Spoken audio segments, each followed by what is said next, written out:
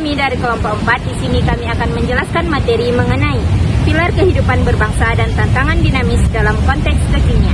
Di bawah naungan Ibu Susi Fitria Dewi, Esos, MSc, PhD. Selamat menyaksikan. Polemik putusan Mahkamah Konstitusi atau MK terkait batas usia capres dan cawapres terus, namun usia itu tidak berlaku bagi calon yang sudah berpengalaman sebagai kepala. Putusan MK beraroma nepotisme karena Ketua MK Anwar Usman merupakan ipar Presiden Joko Widodo. Putusan yang mereka layangkan masih berkaitan dengan putusan Sebagai wujud penolakan terhadap adanya dinasti politik, Mahkamah Konstitusi memastikan siap menghadapi potensi sengketa pemilu 2024. Coba deh lihat, kamu tahu nggak berita yang lagi viral nih? Apa tuh? Ini loh yang tentang konstitusi. Konstitusi itu apa? Apa juga fungsinya? Apa ya?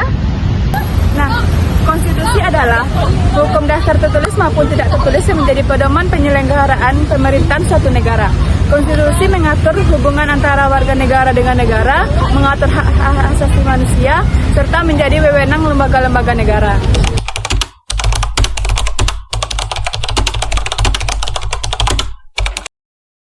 Sejarah dan perkembangan konstitusi di Indonesia. Seperti yang kita ketahui bersama, Undang-Undang Dasar Negara Republik Indonesia telah disahkan pada tanggal 18 Agustus 1945. Dan undang-undang ini telah melewati perubahan yang besar atau yang biasa disebut sebagai amandemen sebanyak 4 kali, yaitu pada tahun 1999 sampai tahun 2002. Lalu, apa sih tujuan dari amandemen ini? Tujuan dari amandemen antara lain ada 3. Yang pertama, untuk memperkuat demokrasi. Yang kedua, membatasi kekuasaan presiden. Yang ketiga, menjamin hak asasi manusia. Jadi, konstitusi di Indonesia itu bersifat dinamis dan adaptif terhadap perkembangan zaman.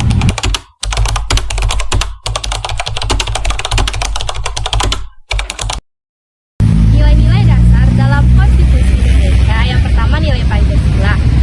Menjadi dasar ideologi negara yang menjadi pedoman dalam penyelenggaraan kehidupan berbangsa dan bernegara.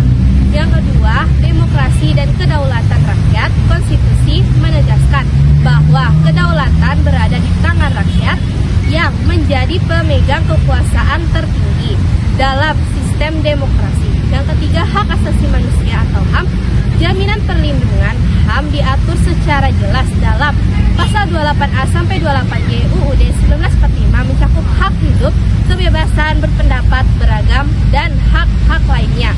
4. Negara hukum Indonesia adalah negara hukum di mana semua pihak baik pemerintah maupun rakyat harus tunduk dan patuh pada hukum yang berlaku. Kesimpulannya, konstitusi Indonesia menjadi landasan moral dan hukum yang mengatur kehidupan berbangsa dan bernegara, menjaga keseimbangan antara kekuasaan, hak rakyat, dan supremasi hukum.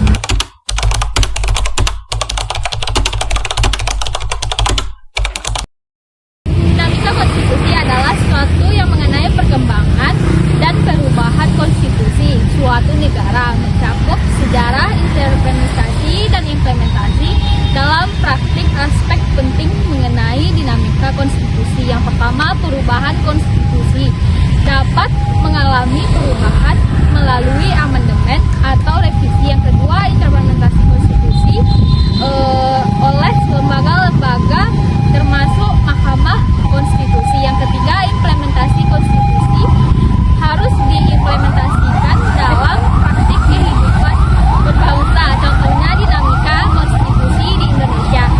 Konstitusi di Indonesia UUD 1945 atau amandemen beberapa kali sejak tahun 1945. Amandemen ini mencerminkan perubahan politik dan sosial di Indonesia. Dinamika konstitusi.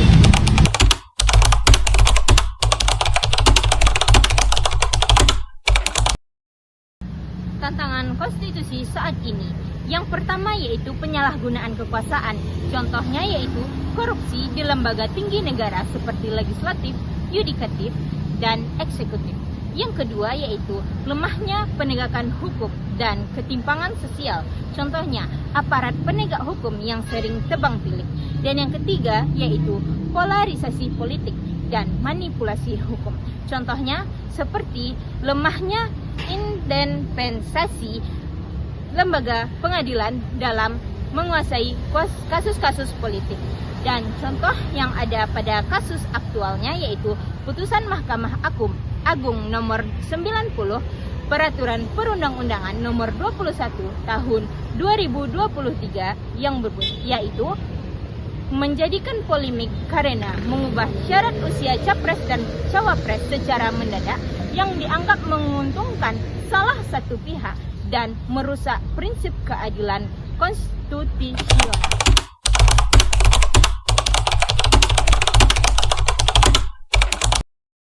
Mari kita bahas isu tentang kasus aktual menyangkut konstitusi di Indonesia, yaitu putusan Mahkamah Konstitusi tentang batas usia calon presiden dan calon wakil presiden.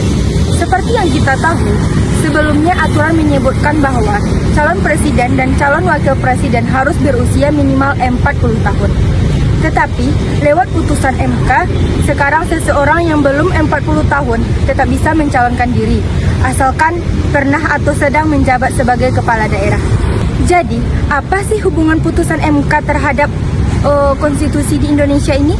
Konstitusi atau UUD 1945 adalah hukum tertinggi di Indonesia.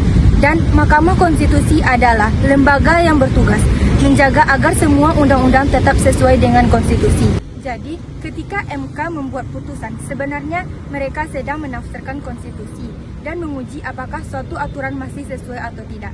Dalam kasus ini, MK menilai bahwa pengalaman sebagai kepala daerah bisa menjadi pengecualian dari batas usia 40 tahun. Tapi, putusan ini tidak lepas dari kontroversi. Banyak pihak menilai MK telah membuat tafsir yang terlalu luas, bahkan seperti membuat aturan baru. Juga muncul dugaan bahwa salah satu hakim yang memutuskan perkara ini memiliki hubungan keluarga dengan calon yang diuntungkan, sehingga publik mempertanyakan netralisasi MK ini.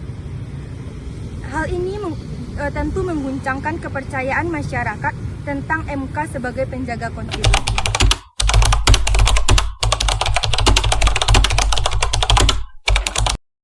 Upaya dalam menjaga konstitusi ialah 1. Penguatan independensi lembaga yudikatif.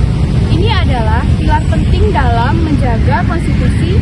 Lembaga yudikatif yang independen seperti Mahkamah Konstitusi dan Mahkamah Agung memiliki peran krusial dalam menguji Undang-Undang Dasar terhadap konstitusi dan menyelesaikan sengketa hukum secara adil tanpa adanya interferensi dari pihak lain. Yang kedua, pendidikan konstitusi sejak dini ialah mengenalkan nilai-nilai konstitusi kepada generasi muda sejak dini akan menumbuhkan kesadaran akan hal dan kewajiban sebagai warga negara, serta pentingnya supremasi hukum, partisipasi publik dalam mengawal demokrasi, keterlibatan aktif masyarakat dalam proses politik, dan pengawasan terhadap jalannya pemerintahan merupakan wujud dari kedaulatan rakyat.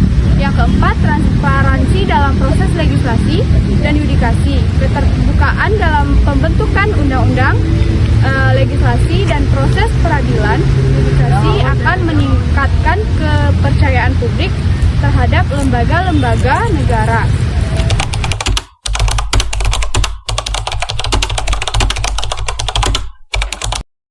Jadi teman-teman, peran mahasiswa dalam mengawali konstitusi, menjadi agen kontrol sosial dan moral, turut serta dalam advokasi kebijakan mengkritik praktik politik yang melanggar konstitusi, edukasi masyarakat tentang hak konstitusional. Jadi, kita sebagai mahasiswa adalah penjaga moral konstitusi masa depan.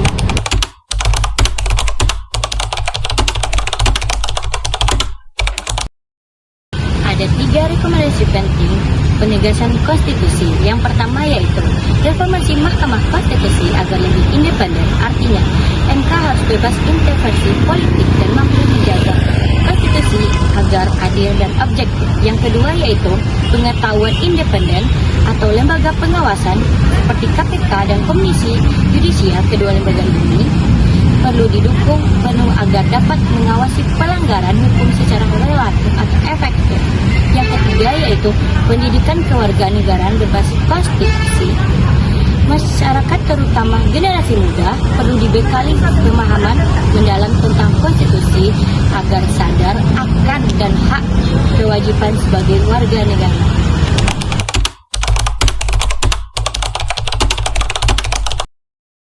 Kesimpulannya yaitu, hanya dengan menegakkan konstitusi dengan konsisten dan secara menyeluruh, cita-cita bangsa Indonesia seperti keadilan, kesejahteraan, dan demokrasi dapat benar-benar terwujud. Karena konstitusi bukan hanya sekedar aturan, tapi merupakan arah dan harapan bagi suatu bangsa.